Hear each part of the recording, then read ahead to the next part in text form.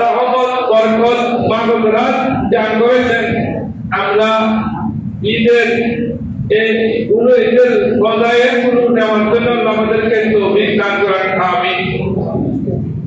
দ্বিতীয় নম্বর, ঈদকে ঈদ বলার কারণ হলো আরেকটি, সেটা হলো যে আল্লাহ রাব্বুল আলামিন রহমত এবং ক্ষমা নিয়ে বান্দার সম্মুখে বা বান্দার অভিমুখে হন।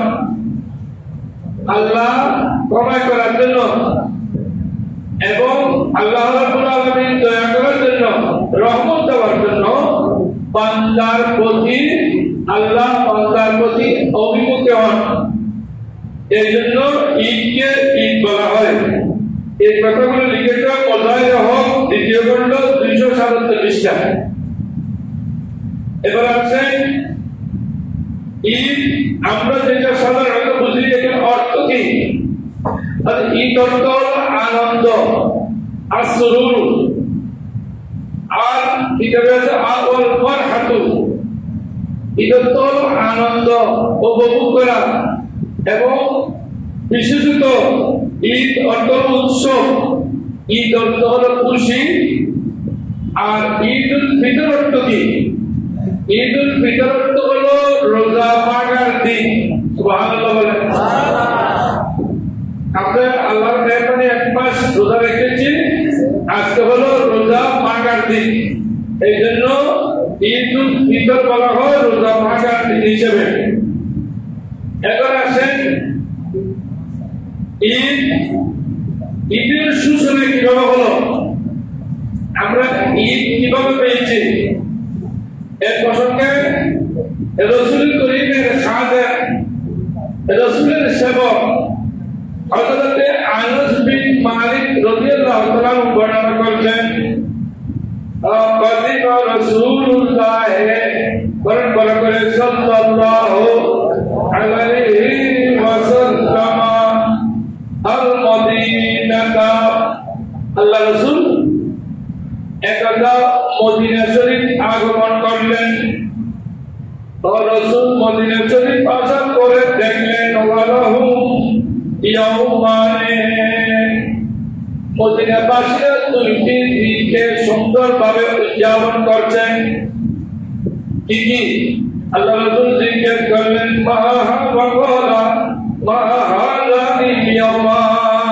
হে মদিনাবাসী, তোমরা দুইটি দিন সুন্দরভাবে উদযাপন করছ, ওই দুইটি দিন কি কেন করছ?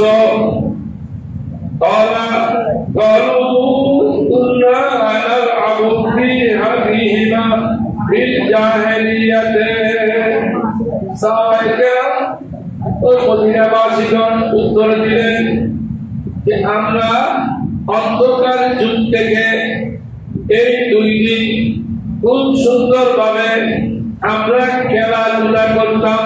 সুবহানাল্লাহ। অন্ধকার যুগে থেকে আমরা এই দুইটি দিন উদযাপন করে আসছি। আল্লাহ রাসূল বলেন ফাকালা ইন্নাল্লাহা ক্বাদ আবদালাকুম বিহিমা খায়রাম মিনহুমা। আল্লাহ রাসূল সুস্পষ্ট কথা বলে দিলেন, হে আমার সাহাবীগণ, হে মদিনাবাসীগণ, আপনারা তো দুইটি দিন সুন্দরভাবে উদযাপন করেন, সেখানে অনেক নাজায়েজ কাম করেন, হারাম কাজ করেন। আল্লাহ রাব্বুল আলামিন হারাম কাজ বাদ দিয়ে সুন্দরভাবে, আরো উৎকৃষ্টভাবে, আরো উত্তমভাবে দুইটি দিন দান করেছেন। বরকত বলি সুবহানাল্লাহ। ওই দুইটি দিন পরিবর্তন করে দিয়েছেন আল্লাহ রাব্বুল আলামিন। ইয়া রাসূলুল্লাহ, দুইটি কোনটি? তো খায়রাম মিনহুমা ইয়াউমুল ফিতর ওয়া ইয়াউমুন নাহার। একটি হলো ইয়াউমুল ফিতর, আজকের দিন, ঈদুল ফিতরের দিন। আর দ্বিতীয় নম্বর হলো ঈদুল আযহার দিন। বরকত বলি সুবহানাল্লাহ। তাহলে আগেকার দিনে এই দুইটি দিন উদযাপন করতে হবে না, কিন্তু এখানে জায়েজ কাজও ছিল, না জায়েজ কাজও ছিল ওই দুই দিনে। আল্লাহ যখন এই দিনটি বদলে দিয়েছেন, তখন মুসলমানেরা কোন নাজায়েজ কাজ করতে পারে না। সুবহানাল্লাহ। এটি আছে আবু দাউদ শরীফ 1134 নম্বর হাদিস। এটা আল্লাহ রাব্বুল আলামিন আজকের দিনের লাভ কি, মর্যাদা কি, গুরুত্ব কি, এই প্রসঙ্গে আল্লাহ রাসূল বলেছেন আকাদ রুবিয়া ইন্নাস সায়মিনা ইয়ারজুনা ইয়াওমাল ফিতরে মাগফুরান লাহুম। করে বলি সুবহানাল্লাহ। এক মাস রোজা রেখেছে, এক মাস রোজা রাখার পরে আজকে যখন মসজিদে একত্রিত হয়েছে, মা বোনেরা করে ইফতারের জন্য রেডি হয়ে আছে, আল্লাহ রাসূল বলেন আজকে তোমাদের জীবনের যাবতীয় গুনাহ মাফ করে দেওয়া হবে। আজকে বান্দার গুনাহ আল্লাহ মাফ করে দিবেন। ইন্না ইয়াউমাল ফিতরে ইউসাম্মা ইয়াউমুল জাওয়াইজ। ইয়াউমুল ফিতরে আজকের দিনের আরেকটি নাম হলো কি বলা যায়? পুরস্কার দিবস। সুবহানাল্লাহ। আমাদের দেশে স্কুল, কলেজ, ইউনিভার্সিটি, মাদ্রাসায় পুরস্কার দিবস, পুরস্কার অনুষ্ঠান করে না? পুরস্কার বিতরণ অনুষ্ঠান। আল্লাহ এই ঈদুল ফিতরের দিন হলো পুরস্কার বিতরণের অনুষ্ঠান। সুবহানাল্লাহ। হাদিস শরীফে এসেছে লিসাইমি ফারহাতানি, রোজাদারের জন্য দুটি খুশি রয়েছে। ফারহাতুন ইনদা ফিতরিহি, একটি খুশি হলো যখন ঈদের দিন বান্দা এক মাস রোজা রাখার পরে একত্রিত হয়, তখন হলো বড় খুশির দিন, আনন্দের দিন। সুবহানাল্লাহ। তখন হলো বড় আনন্দের দিন। আর 2 নম্বর হলো আইয়ুমা লাকা রাব্বিহি, আর হলো সবচেয়ে বড় খুশির দিন রোজাদারের জন্য। সেটি হলো যেদিন আল্লাহর সাথে সাক্ষাৎ হবে। সুবহানাল্লাহ। আল্লাহর সাথে যেদিন সাক্ষাৎ হবে, এটি হবে আরো বড় আনন্দের দিন। কারণ আল্লাহর সাথে সাক্ষাৎ করতে পারা এটা কোনো চারটিখানি ব্যাপার নয়। এজন্য কোরআন শরীফে এসেছে ফামান কানা ইয়ারজু লিকা রাব্বিহি ফালইয়ামাল আমালান সালিহা ওয়ালা ইউশরিক বিরাব্বিহি আহাদা। যারা আল্লাহর সাথে সাক্ষাৎ করতে চায়, আল্লাহর রহমত পেতে চায়, আল্লাহর বরকত পেতে চায়, আল্লাহর পক্ষ থেকে কিছু পাওয়ার জন্য আশা করে, তারা অবশ্যই শিরক থেকে দূরে থাকতে হবে এবং তারা ভালো কাজ করতে হবে। ফালইয়ামাল আমালান সালিহা, তারা ভালো কাজ করতে হবে, নেক কাজ করতে হবে, সৎ কাজ করে যেতে হবে। বড় করে বলি সুবহানাল্লাহ। فقال الزهري إذا كان يوم الفطر خرج الناس إلى العيدان أطلع الله عليهم। হযরত জুহরি রাহমাতুল্লাহ আলাইহি বর্ণনা করেছেন, যখন মানুষ ঈদগাহে যায়, নামাজ পড়ার জন্য ঈদের মসজিদে যায়, তখন আল্লাহ রাব্বুল আলামিন সুনজর দিয়ে, রহমতের নজর দিয়ে বান্দার দিকে আল্লাহ রাব্বুল আলামিন দেখেন। করে বলি সুবহানাল্লাহ। আজকে আমরা আল্লাহর রহমতের নজরে আছি। আল্লাহ রাব্বুল আলামিন বলেন ইবাদি লিনি তাসুমতুম, আল্লাহ বলেন হে আমার বান্দারা, তোমরা আমার জন্য রোজা রেখেছ। সুবহানাল্লাহ। আল্লাহ বলেছেন আসসামুলি ওয়া আনা হাজিজি, রোজা একমাত্র আমার জন্য, রোজার বদলা আমি নিজে দেব। অথবা আসসামুলি ওয়া আনা উজজা বিহি, রোজা আমার জন্য আর রোজার বদলা আমি নিজেই। সুবহানাল্লাহ। রোজার বদলা আল্লাহ নিজেই মানি।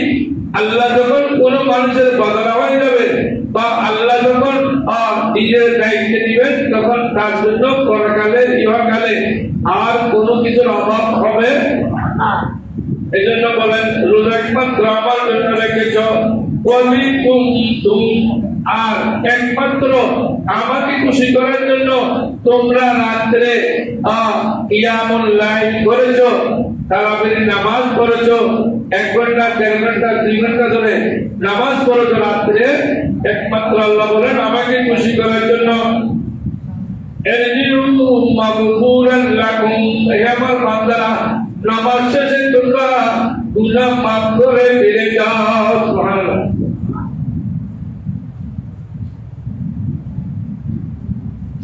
আলবি রাতে জালালা তাবি কলবি বাইরুল্লাহ নূর মুহাম্মদ সাল্লাল্লাহু আলাইহি ওয়াসাল্লাম। আলবি রাতে জালালা তাবি কলবি বাইরুল্লাহ নূর মুহাম্মদ সাল্লাল্লাহু আলাইহি ওয়াসাল্লাম। এখন থেকে আর মাত্র 14 মিনিট বাকি আছে। নামাজের বাকি কয় মিনিট? একটু বলেন কয় মিনিট?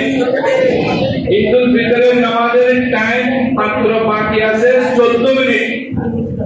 ঈদের নামাজ আগে, খুতবা পরে।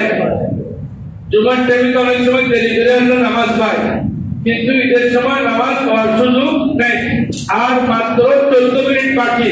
14 মিনিট পর ইনশাআল্লাহ ঈদুল ফিতরের নামাজ অনুষ্ঠিত হবে। যারা ফিতরা দিবেন, আমাদের হাফেজ সাহেবের হাতে রশিদ বই আছে, ওই দাওয়াত ইসলামের ভাইয়েরা ওদের কাছে রশিদ বই আছে। যারা ফিতরা দেওয়ার আছে ওরা আগে ভাগে ফিতরাটা দিয়ে দেয়।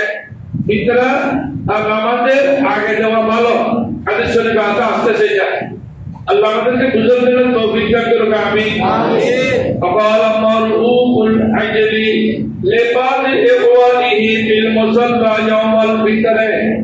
মরুক আজলি নাও যে আল্লাহর একজন বুজুর্গ বান্দা, তিনি বলেন তা বলতেছেন যারা মুসল্লায় আছে, ঈদগাহে আছে, ঈদের দিন ইয়াজিবু হাযাল ইয়াওমা কওমুন, এরা আসার সময় অগণিত গুলো নিয়ে আসে। আসার সময় অনেকের পাহাড় সম পরিমাণ গুনাহ আছে, কিন্তু উনি বলেন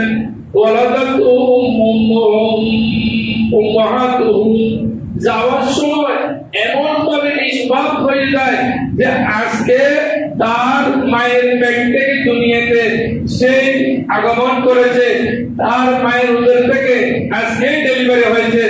নিষ্পাপ শিশুর মতো যাওয়ার সময় হয়ে যায়। পরে করে বলি সুবহানাল্লাহ। আজকে হলো গুনাহ মাফের দিন। সুতরাং যারা ঠিকভাবে রোজা রেখেছেন তাদেরকে আল্লাহ আজকে গুনাহ মাফ করে দিবেন।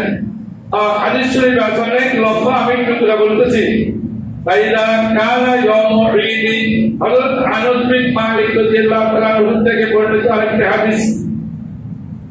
ফাইদা কানা ইয়াউমু ঈদ, যখন ঈদের দিন আসে, আইয়ামা ইয়ানি ইয়াউমু ফিতরিহি, আজকে যখন ঈদুল ফিতরের দিন আসবে, আল্লাহু বিহি মালাইকাতুহু, তখন আল্লাহ রাব্বুল আলামিন গৌরব করেন ফেরেশতাদের সাথে। কি فقال يا ملائكتي ما جزاء أجير وقع عمله, এ আমার ফেরেশতারা, ওই সমস্ত মানুষের কি বদলা হবে, পুরস্কার কি হবে যারা সঠিকভাবে রোজা রেখেছে, ওদের বদলা কি? قالوا ربنا جزاؤه أن يوفى أجره হে আল্লাহ, তারা যে কষ্ট করে 1 মাস রোজা রেখেছেন তাদেরকে আজকে খুশি হয় মতো করে আপনি পুরস্কার দিতে হবে। বড় করে বলি সুবহানাল্লাহ। আকালু এরপর বলেন বালা মালাইকাতি আবিহি ওয়া মাই কাদাউ ফরিদাল ফরিদি আলাইহিম, তারা বলেন আমার বান্দারা কষ্ট করে, মহিলা পুরুষ ওরা সবাই যে রমজানের রোজাগুলো সঠিকভাবে রেখেছে, দিনের বেলায় রাতের বেলায় কিয়ামুল লাইল করেছে, অর্থাৎ রমজান মাসে কোরআন শরীফ তেলাওয়াত করেছে, আরো কত প্রকারের ইবাদত করেছে। তুম্মা ফারাজু ওয়াজুরা ইলা দুআয়ে, আজকে ওনারা রোজা শেষে সবাই দোয়ার জন্য আর রহমতের জিকির হয়ে ওরা মুসল্লায় আজকে ঈদগাহে এসেছে। وعزتي وجلالي وكرمي وربي وارتفاع مكاني العظيم فانهم আল্লাহ রাব্বুল আলামিন বলেন যে আমি মহান আল্লাহ, আল্লাহ মহান আল্লাহ। আজকে আপনাকে আমাকে প্রত্যেককে আল্লাহ রাব্বুল আলামিন বলেন আমি তাদের দোয়া কবুল করব। সুবহানাল্লাহ বলেন। আজকে বান্দা যে দোয়া করছে আল্লাহ সেই দোয়া কবুল করবেন। তবে নাজায়েজ কোনো দোয়া করলে কবুল তো হবে না, বরং উল্টো হবে।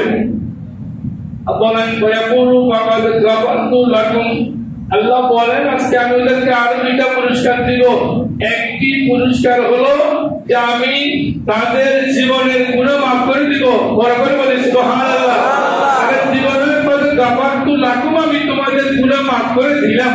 বড় করে বলি সুবহানাল্লাহ।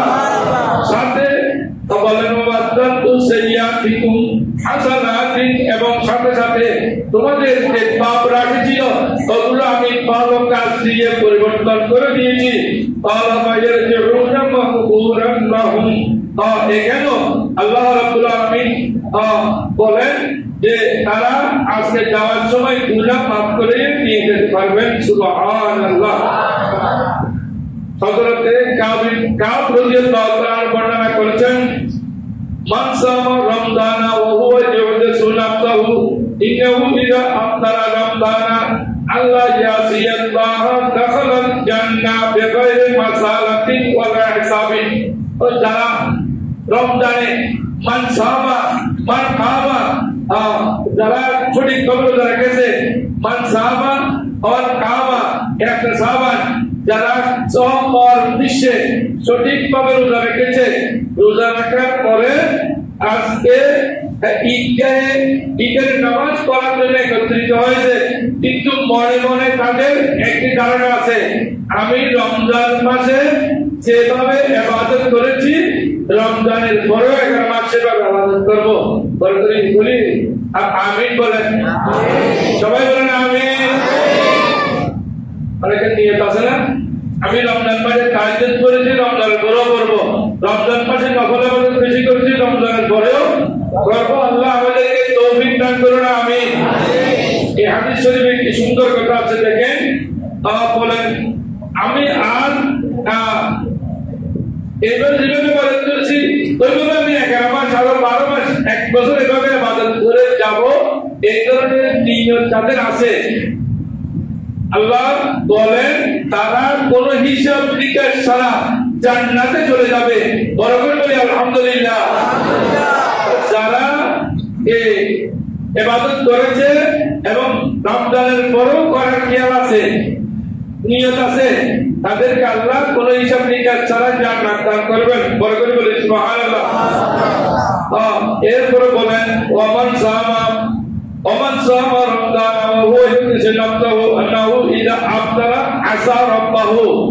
আর যাদের খেয়াল আছে আজকে ঈদের দিন থেকে রমজান মাস তো নাজায়েজ কোনো কাজ করি নাই, আরে নয় শুধু জায়েজ কাজও দিনের বেলায় করতে পারি নাই, ঠিক কিনা?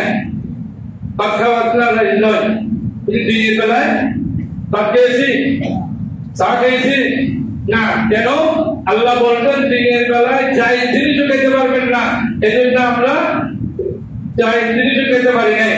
নামাজের বাকি আর মাত্র 5 মিনিট, নামাজের বাকি আর মাত্র 5 মিনিট। এরপর আল্লাহ বলেন আজ থেকে এমন এমন গান শুনবে যে গান 1 মাস শুনতে পারে নাই। বলেন এটা আমার কথা নয়, হাদিস শরীফের কথা। হাদিস শরীফ বলতেছে যে আপনারা আশা যেদিন ঈদ হবে এরপরে থেকে নাফরমানি কাজ কত প্রকার আছে, নাজায়েজ কত প্রকার আছে, হারাম কাজ কি কি আছে, যুবক যুবতীরা ওগুলো করার খেয়াল আছে। আলহামদুলিল্লাহ। এখন আমাদের দেশে যারা বই করে ওরাও বসে নেই, ওদের ঈদের প্রথম দ্বিতীয় তৃতীয় বা সিরিয়াল ভাবে বই এটা মুক্ত হবে, ওইটা মুক্ত হবে, সিনেমা এটা ঈদের দিন মুক্ত হবে। আলহামদুলিল্লাহ। আসলে এতদিন সিনেমা 1 মাস মুক্ত হয়নি। আপনার মিডিয়া, টেলিভিশন, বিভিন্ন জায়গায় দেখেন রমজানে আলেমগণকে নিয়ে টেলিভিশন চালানোর জন্য, ওদের টেলিভিশন প্রচার হওয়ার জন্য আলেমদেরকে নিয়ে এখানে অনেক কিছু করেছেন রমজানে। কিন্তু রমজানের মধ্যে এখন এত সুন্দর সুন্দর গান দিবে, যারা আজকে ঈদের দিন আর এদিকে না গিয়ে সারাদিন মোবাইল দুই গানে দিয়ে যুবক যুবতীরা বসে থাক কাজ থেকে। কেন? আজকে অমুক সিনেমা মুক্তি পেয়েছে, যত প্রকার পাঠ পাইয়েছে আজকে পাঠ পারি করবে। আপনার গ্রামগঞ্জে দেখেন জুয়া খেলা কাকে বলে, সব আছে। সবার একটা দে কেমন কেমন করে মারে, 100 200 300 মানুষকে নিতে এইটা হলো জুয়া খেলা। এই জুয়া খেলা আজকে অনেকে জুয়া খেলা মুক্তি পায় অনেকে, নাউযুবিল্লাহ। তাহলে রমজান মাসে যেগুলো হারাম ছিল, যে আল্লাহ হারাম করেছেন, রমজানের পরে কি আল্লাহ আবার হালাল করে দিয়েছেন? কথা বলেন, কথা বলেন। টেলিভিশনে এত সুন্দর সুন্দর আজকে নাটক দিবে, যে নাটক দেখে যুবক যুবতীরা আর ভালো গানের দিকে যাবে না। দেখেন রমজান মাসে আপনার সব পড়েছে, রমজান মাসে সব পড়েছে, কিন্তু আজকে অনেকে ফজরের নামাজও পড়ে নাই। রমজান মাসে তাহাজ্জুদও পড়েছে, আজকে কিন্তু ফজরের নামাজও শয়তান হাজির হয়ে গেছে। নাউযুবিল্লাহ। একটু খেয়াল করেন হাদিস শরীফ এগুলা। আল্লাহ রাসূল বলেছেন তার রোজা তার মুখে নিক্ষেপ করা হবে। যাদের খেয়াল ছিল রমজানে ইবাদত করব, রমজানের পরে নাফরমানি করব, নাজায়েজ কাজ করব, তাদের রোজা একটিও কবুল হবে না, সব রোজা তাদের মুখে নিক্ষেপ করা হবে। আল্লাহ তাআলা আমিন বলেন। হাদিস শরীফে এসেছে, ফিতরার কথা আমি বলে শেষ করছি। যারা ফিতরা দিবে তারা 10টি উপকার পাবে। কয়টি? এর আগে আল্লাহ রাসূল বলেছেন সাওমুল আবদে মুআল্লাকুন বাইনাস সামাই ওয়াল আরদে হাত্তা ইউআতিয়া যাকাতাহু। যতক্ষণ পর্যন্ত আপনি ফিতরা আদায় করেন না, আপনার রোজা জমিন এবং আসমানের মধ্যখানে লটকে থাকবে, ঝুলন্ত অবস্থায় থাকবে। যখন যাকাত দিবেন, অর্থাৎ যাকাতের সওমি যখন হবে, রোজার আপনার ফিতরা যখন দিবেন, তখন আপনার রোজা উপরের দিকে যাবে। সুবহানাল্লাহ বলেন। তো যারা যাকাত দিবেন তাদের 10টি লাভ। কয়টি? 1, ইউতাহিরু জাসাদাহু মিনাল যুনুবে, আল্লাহ তাদের শরীরকে গুনাহ থেকে পবিত্র করে দিবেন। বলেন আলহামদুলিল্লাহ। 2, ওয়ায়ুতিকু মিনান নারে, আল্লাহ তাদেরকে জাহান্নাম থেকে মুক্তি দিবেন। 2, 3, ওয়ায়ুসাইয়িরু সাওমাহু মাকবুলান। 3 নম্বর হলো আল্লাহ তার রোজাগুলো কবুল করবেন। সুবহানাল্লাহ বলেন। 4 নম্বর ওয়াতুজিবুল্লাহুল জান্নাহ, আল্লাহ এই রোজাগুলোর পরিবর্তে তাকে জান্নাত দিবেন। সুবহানাল্লাহ। ওয়ায়াখরুজু মিন কবরিহি আমিনান।